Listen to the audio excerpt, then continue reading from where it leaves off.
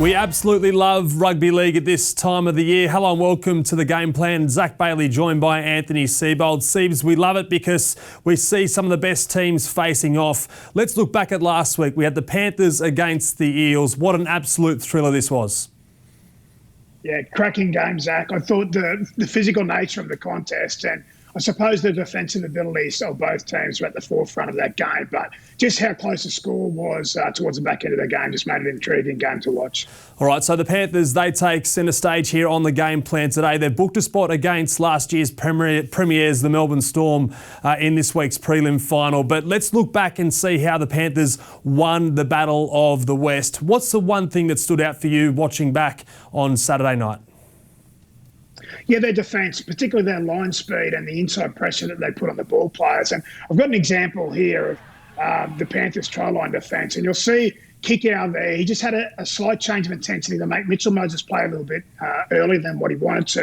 And if you see the line here of the Panthers, what they did very well was they were getting out to the 10-metre line. So what they did was it took time and space away from Gutherson and Moses and the ball players there for the Parramatta Eels. So they did a tremendous job disrupting the Parramatta Eels attack. So they'll need to bring that this week. This is another example of the defensive unit of the Panthers working together. And the two players I'll make a point about is Capewell and also Abby Coruscant. Now, at home, you probably don't see this. I've spoken about it previously. The inside pressure that they put on the ball players to make both Mitchell Moses and Dylan Brown play a little bit earlier than they want. So you'll see they play a little bit earlier, but that right edge of the Panthers working together, and essentially Gutherson again runs into a dead end. The next clip I want to show, again in the second half, really tight finish to the game. Just have a look at the metres that the right-hand side edge defence for the Panthers make. They get out hard and put a lot of pressure on the Parramatta Eels. So there you are again. That's the 10-metre line, which all coaches, particularly defensive coaches, talk about. And what it does, it takes time and puts space between the attacking players and the try line. So really good job there. They suffocated Gutherson at the back of shape and they worked really well together. Really goody there the other night, Zach. Yeah, so a lot has been made about the Panthers' attack. It doesn't look as sharp. It looks a little bit clunky at the moment, but they scraped home 8-6 winners. If you're Ivan Cleary sitting up in the coach's box, what's another element that you saw over the weekend in the semis that gives you confidence heading into their biggest game of their lives since last year's grand final? Yeah, well, we spoke about their line speed and their inside pressure. So that was the big takeaway. The next thing that I took away was the desperation, the effort to keep moving off the football. And we've spoken about this throughout the year. It doesn't take talent, doesn't take skill. So, again, the kicking game from Mitchell Moses and Parramatta was exceptional. But you'll see there the Panthers got back in numbers. This time it's Nathan Cleary getting back there to take away that opportunity for the Parramatta Eels. They were desperate and they were able to then defend their try line. This time, again, Mitchell Moses taking the line on there, putting the ball through to Gutherson, who kicks. Now, again, this time it's Dylan Edwards who turns up just in case he kept moving. So that was a big thing I saw, the desperation of the Penrith Panthers. Again, look at Edwards there. He's there just in case, kept moving. So all those three examples of Cleary and the two from Edwards, showed a real scramble defence mentality. And I think that, along with their line speed, will keep them in the game for long periods against the Melbourne Storm. Okay, so prelim final time, Saturday afternoon. We've got last year's grand finalists facing off again. As I said, they won the Battle of the West, but last year Melbourne got off to a flying start in that grand final. It ended up being a thrilling finish, 6 points in it at the death. What is the biggest lesson that Penrith have to take out of that grand final loss to inspire them to get that revenge this week? Well, there was two things for me. One was field position. So looking back at the game over the last couple of days, they made 3 errors coming out of their end of the field. So essentially 3 errors in yardage. All 3 times the Melbourne Storm made Penrith Panthers pay. So they handed over cheap field position and possession to the other Storm team. The other one was they tried to play catch-up football. So when it went to 12-0, 16-0, before half-time, again, they were trying to shift the ball rather than just try and build their game again off the back of their kick chase and where they hand over the football. They let the scoreboard dictate. So this is some examples from that game. Zach, this is early in the game, in the first couple of minutes. Coruscant, who's been outstanding for the Panthers over the last 2 years, makes an error coming out of his end of the field. Now, the next set, Melbourne Storm go to their left-hand side of the field, and you'll see Justin Olam go over in the corner. And that was that penalty try, so they made them pay. This is a little bit later in the game. Kick out there on the left-hand side. He's been a weapon over the last few years. Again, comes up with a fumble. So handing over field position and possession to the Melbourne Storm. Now, off the back of that, Penrith couldn't get themselves back in the game, and they're trying to play the scoreboard. So this was a big play. Normally, Cleary's very composed with his pass execution and his decision-making.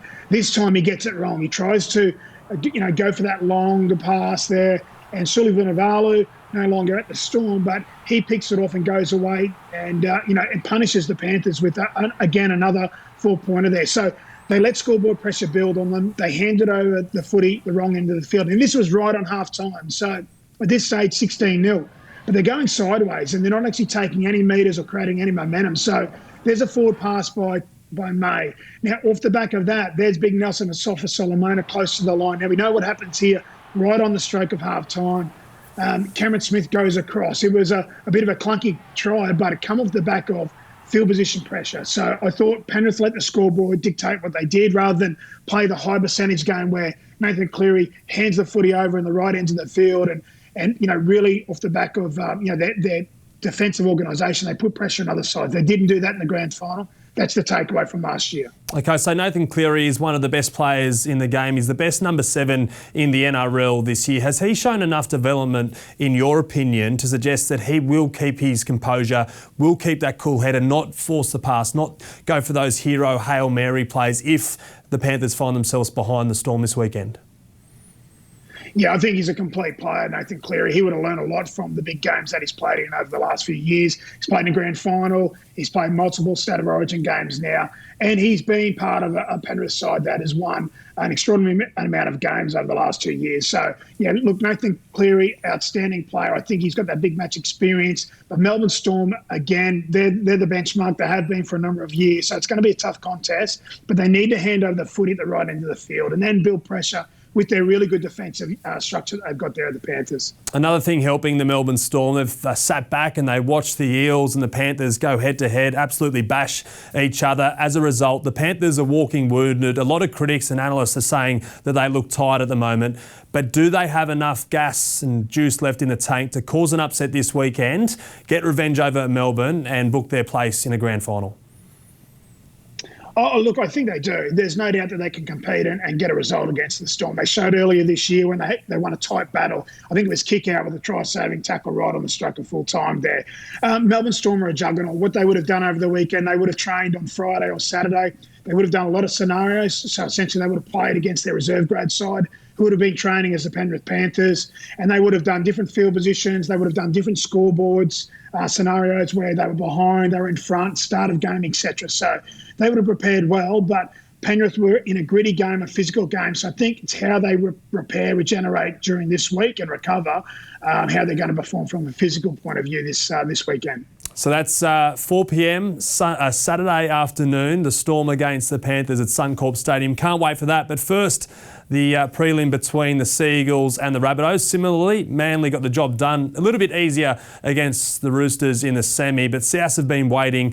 They've been to this stage the last 3 years. They're into a 4th prelim final. Can Manly get the job done, or will Wayne Bennett and the Bunnies bounce on into the grand final?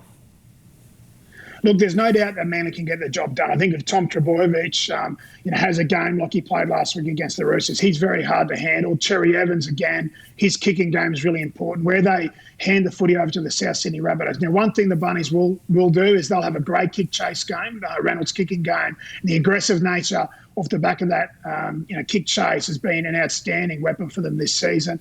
They'll have learned over the last 3 years. As you said, they've lost 3 preliminary finals in a row.